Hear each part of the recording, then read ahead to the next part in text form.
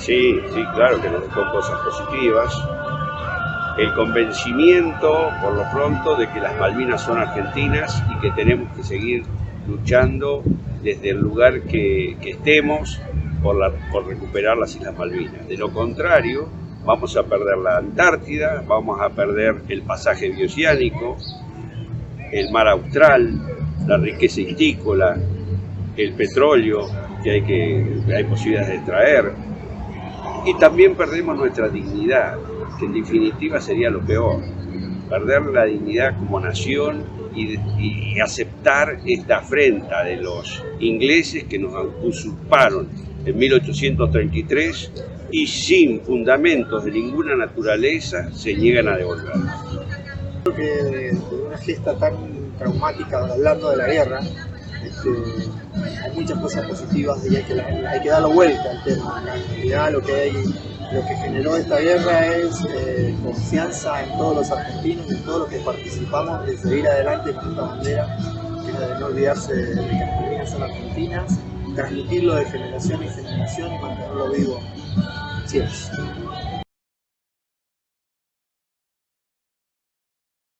Yo tenía 24 años, estaba en la escuela de suboficiales Sargento Cabral, incluyendo aspirantes que después egresaban como cabos, y nos enteramos el mismo día 2 de abril. Cuando me desperté empecé a escuchar la radio y los comentarios que se había recuperado Malvinas, y realmente lo viví con muchísima alegría, y eso se sostuvo a lo largo de los días con los camaradas que estaban en la escuela, con los amigos, hasta que egresaron los aspirantes que estaban con nosotros, conmigo, ya estaban en segundo año, egresaron, y a mí también me mandaron a completar los efectivos de un regimiento que se movilizó y fue a Malvinas, el regimiento de Infantería 5 que estaba en Paso de los Yo estaba en el colegio militar el cuarto año, cursando el cuarto año, el último año de la carrera oficial. El 7 de abril nos comunicaron que el cuarto año egresaba antes y era movilizado a diferentes unidades, así como le pasó a Lucio. Yo fui al regimiento de Infantería 8, General O'Higgins, de Comodoro Rivadavia, con asiento en Comodoro Rivadavia. Y bueno, y de ahí fue una alegría, una euforia terrible, un contagio. Estábamos muy preocupados por saber en qué lugar nos tocaba, en qué unidad íbamos a ir destinadas, por si esas unidades estaban en Malvinas o no, o estaban en el continente. Y bueno, y en el momento ya de traslado hacia las Malvinas, toda una incertidumbre y una emoción de reconocer que éramos parte de una historia.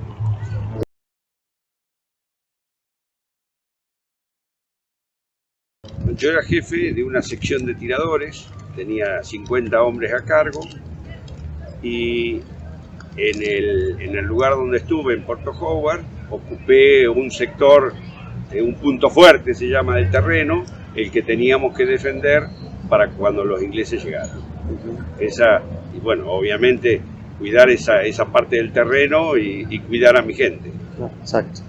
Sí, yo estaba primero toda mi unidad estaba en Puerto Argentino, había hecho pie ahí, en Puerto Argentino, y a los pocos días de llegado, yo llegué el 11 de abril a las islas, a los pocos días la unidad se movilizó a Bahía Fox, Bahía Sorno, y yo me quedé como enlace logístico durante aproximadamente 15 días, y después de ahí nos trasladaron a Bahía. Hice varios viajes a Bahía Fox a llevar pertrechos de abastecimientos por diferentes medios, por helicóptero, por barco, y después nos quedamos ya definitivamente en Bahía Sorno.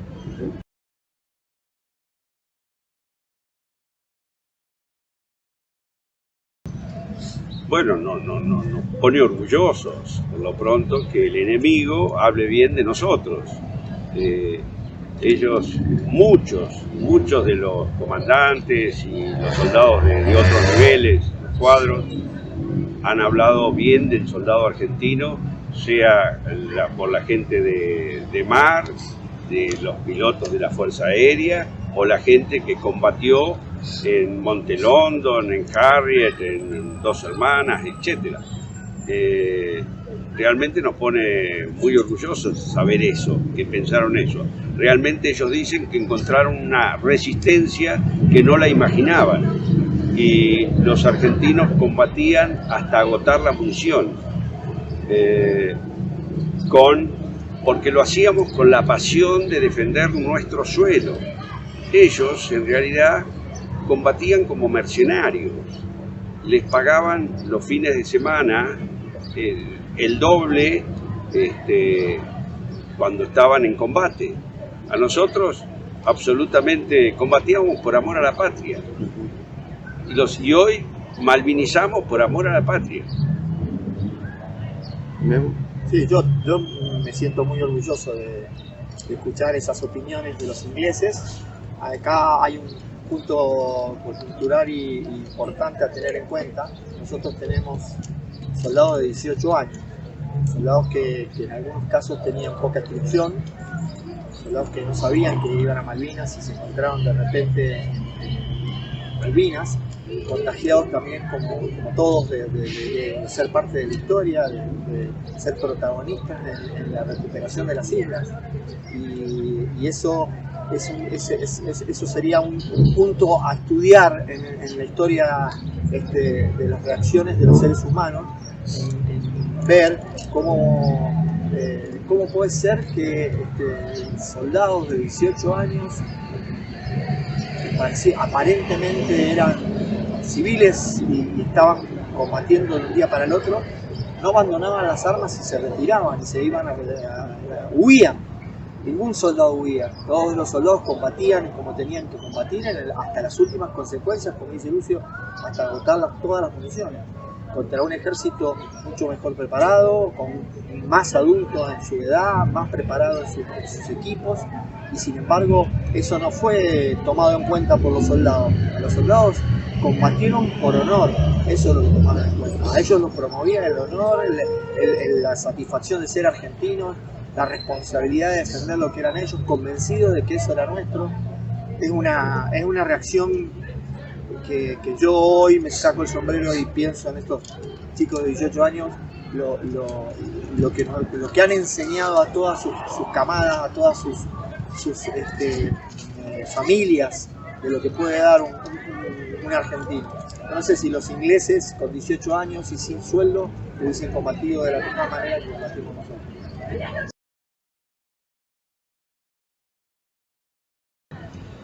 Te preparás profesionalmente, pero nunca habíamos participado de una guerra.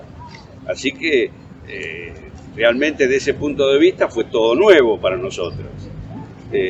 Fue tan nuevo para el soldado como para el teniente, como para el capitán. Para todos fue nuevo. Y por eso, bien dice Memo, los soldados en muchos casos se destacaron, porque a veces moría o quedaba fuera de combate el subteniente o el teniente, lo mismo que el cabo o el cabo primero, y un soldado de 18 o 19 años se hacía cargo de la fracción. Y esa fracción seguía combatiendo, aunque no estaba el teniente, que era el preparado profesionalmente en los institutos de formación, pero el amor a la patria, el amor por los compañeros que estaban a la derecha y a la izquierda, porque ese es amor de hombre, el amor de los hombres, el amor eterno, un amor que solamente lo conocemos los soldados que hemos combatido. Sigo valorando y analizando y admirando lo que era la relación persona.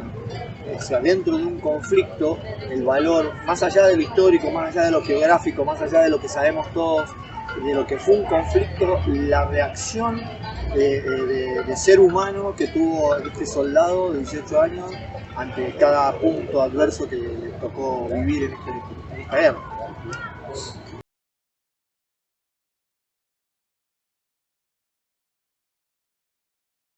Nosotros éramos muy jóvenes, la verdad que deseábamos recuperar las Malvinas y los problemas políticos o temas políticos que pueden ser ciertos, de que realmente las encuestas daban mal a las autoridades militares que estaban en ese momento, etcétera, pueden llegar a hacer confundir en ese sentido. Pero la legitimidad de recuperar las Malvinas da por tierra todo lo demás. Las Malvinas eran nuestras y había que recuperarlas. Y los oficiales, suboficiales, soldados, los que éramos jóvenes, no combatíamos por problemas políticos, combatíamos por el pedazo de tierra que teníamos que defender. Y no teníamos ninguna duda que eso era defender a la patria y así lo hicimos. Tomo la palabra justa, que es la que dice Lucio, de la legitimidad de la causa. La legitimidad de la causa no daba o no merecía más cosas a tener en cuenta que el hecho implícito de que las Malvinas eran argentinas y había que ir a defenderlas. Lo demás, el entorno político, lo demás que pasaba, yo como soldado no lo tenía en cuenta.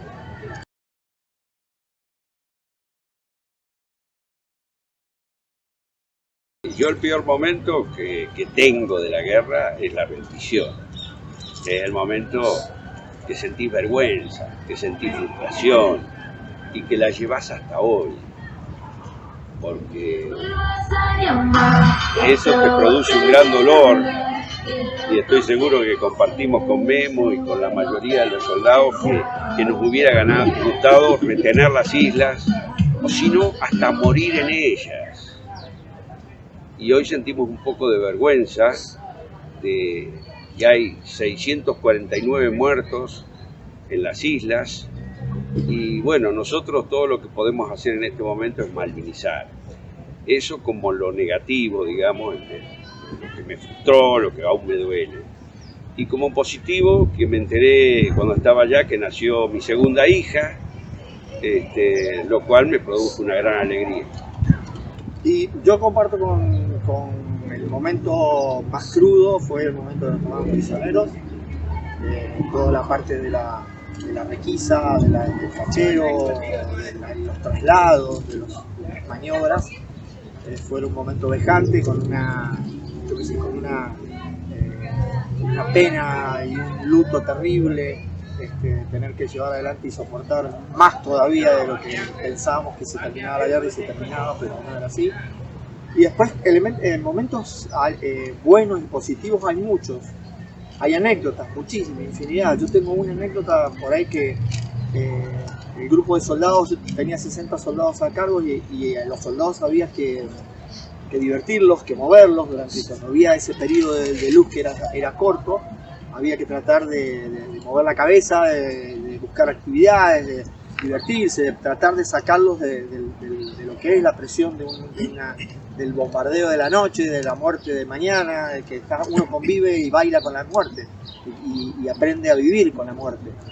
Entonces esa presión va cargándose, comida, frío, hambre, agua, lluvia, bueno.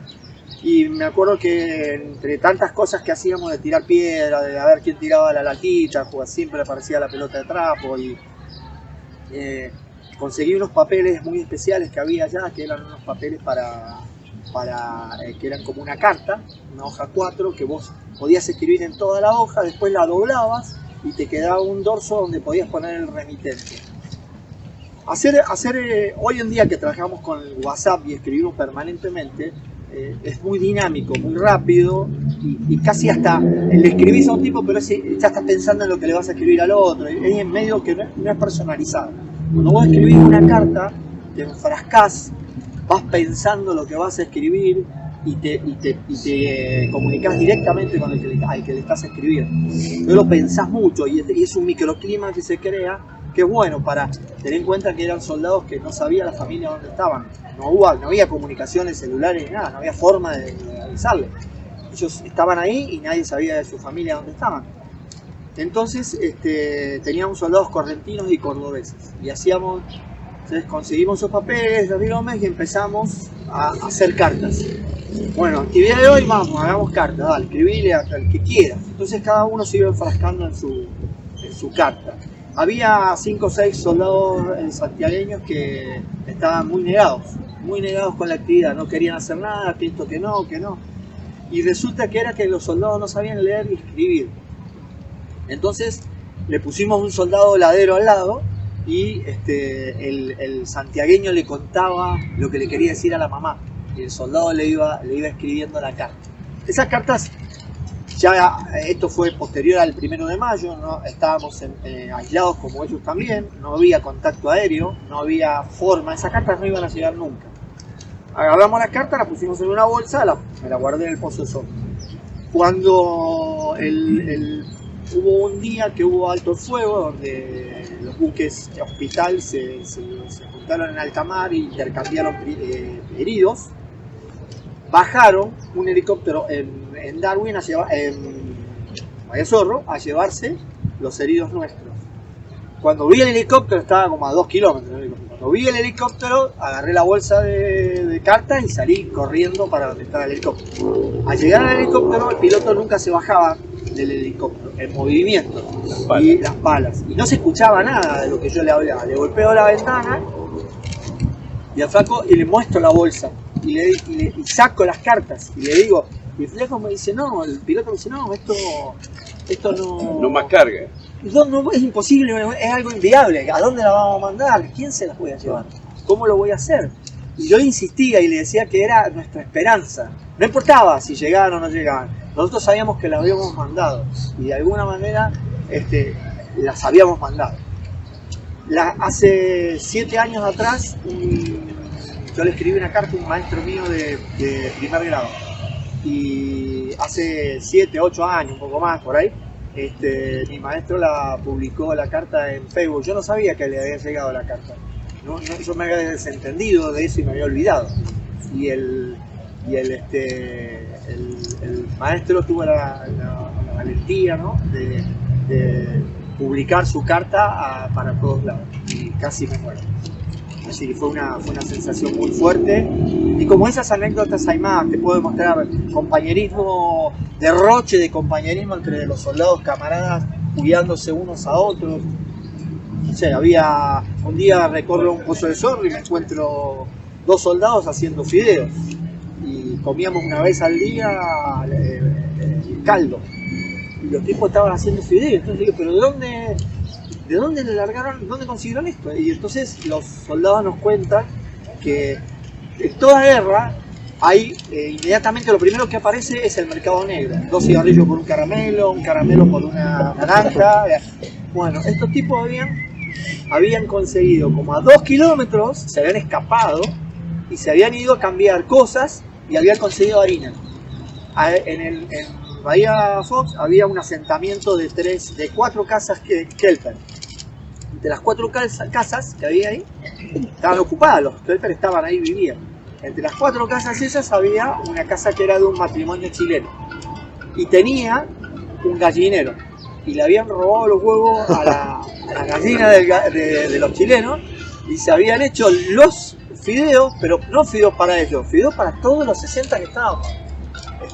O sea, los tipos enseguida lograron algo personal, pero inmediatamente era para todos.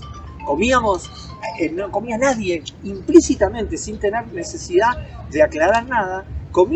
Recién empezábamos a comer hasta que el último no estaba servido.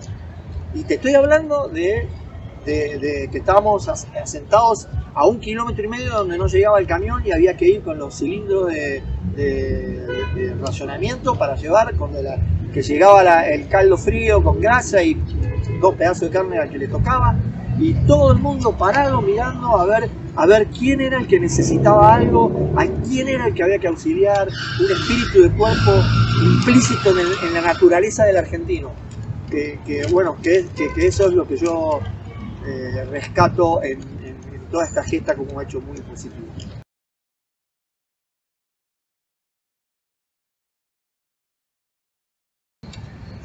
Bueno, la verdad que se produce un cambio en la personalidad nuestra, se produce un cambio. En lo inmediato, cuando terminó la guerra, te pones en una situación de rebeldía, de poca subordinación, tenés ganas de dejar todo. de dejar las Fuerzas Armadas, te sentís, como dije antes, frustrado, te sentís muy mal. Antes de la guerra te sentías exitoso, te sentías que eras un elegido para ser brillante, y después de la guerra te sentías mal, te sentías incómodo con tu situación de haber perdido en el combate, y bueno, y eso lo acarreas toda la vida, lo llevas sobre tus hombros, en la mochila que los veteranos normalmente decimos que nos cuesta sobrellevar. Sí, comparto, es una mochila pesada, es un hecho muy traumático y único. Una guerra y participar y estar en una guerra en combate son hechos únicos y obviamente te golpean, pero yo creo que también con el tiempo, con el luto del principio y ese silencio que hicimos todos, sin ponernos de acuerdo ni nada, sino por lo que realmente naturalmente sentíamos, ahora ya con el correr de los tiempos es como que nos ha fortalecido, y yo me siento orgulloso, me siento feliz de ser historia. Yo soy historia, Lucio es historia, somos historia. Esto es como hacer un reportaje a Belgrano que te está contando cómo fueron las batallas. Y yo me siento orgulloso de lo que viví, me siento fortalecido con mis problemas, con mis acarreos, con mis dificultades que aparecen, que desaparecen, pero igual me siento feliz y orgulloso de tener amigos que comparten lo mismo, de tener mi familia, que es un pilar fundamental y enorme, y son los primeros defensores de esta causa. Así que bueno, hay que empezar a rescatar lo positivo de todo.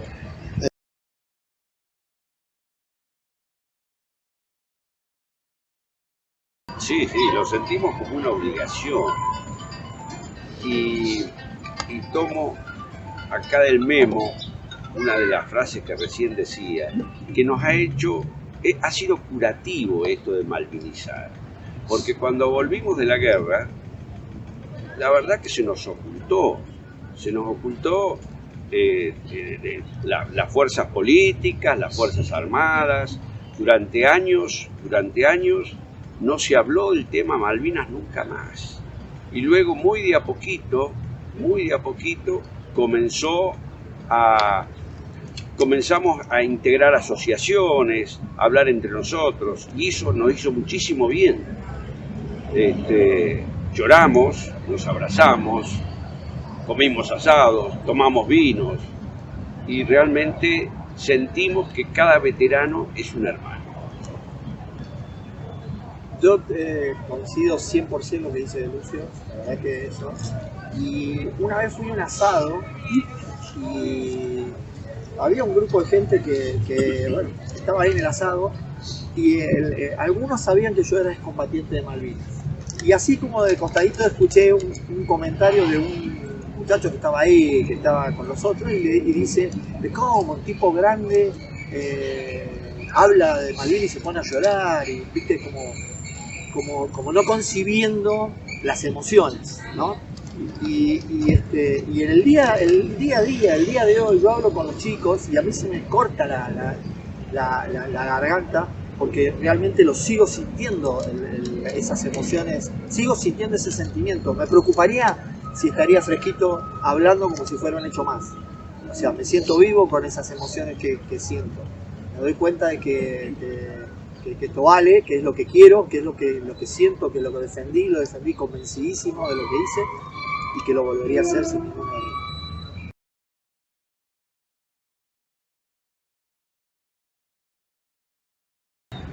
Bueno, a los chicos, como los vemos, te diría, me parece que le falta el servicio militar obligatorio que se hacía antes, que la juventud, a través de esos meses o de ese año que hacían el servicio militar, se hacían responsables, se igualaban porque todos vestían el mismo uniforme, todos comían la misma comida, se hacían amigos, extrañaban a la mamá, respetaban las autoridades.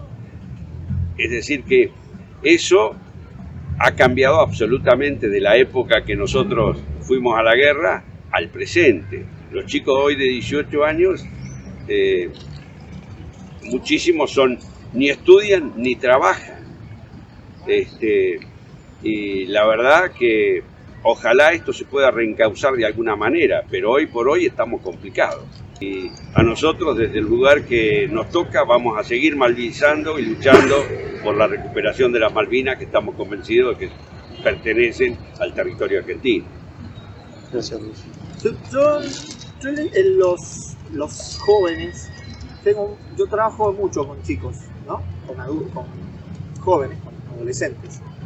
En algunos momentos me sorprende mucho de que en esta etapa que están viviendo ellos en su adolescencia, donde todo es muy free, todo es muy liviano, todo que vengan acá y por ahí se emocionan o preguntan y vienen y te abrazan y te hacen una carta.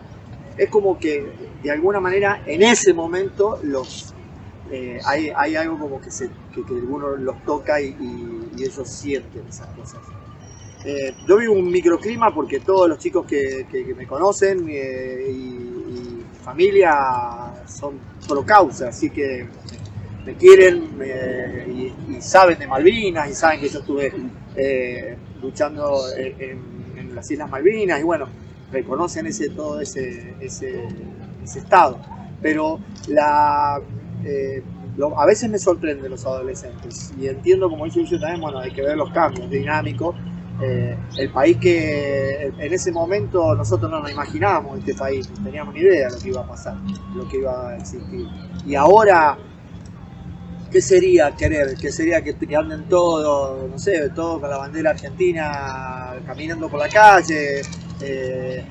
No sé, me es difícil pensar que Argentina es la que nos íbamos a encontrar ahora. Es complicado. Este país es muy dinámico, es muy cambiante, vos no sabés lo que te vas a encontrar mañana, así que trazar una línea en el tiempo es complicado.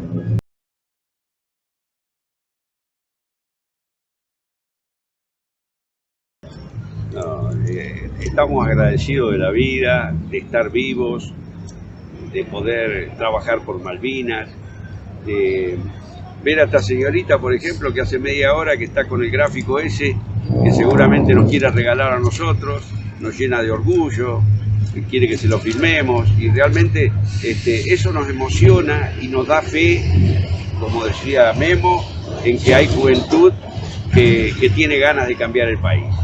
Y eso nos da esperanza. Sí, tal cual, comparto, no hay mucho para agregar, es así. Nosotros nos carga la batería, nos lleva, nos impulsa, nosotros tenemos una carga importante, que es defender esta causa y transmitirla de acá hasta que no estemos más. Así que es como, viste, esto es como un auto gasolero, se gasta y hay que volver a cargar el tanque, así que estas cosas son las que nos cargan.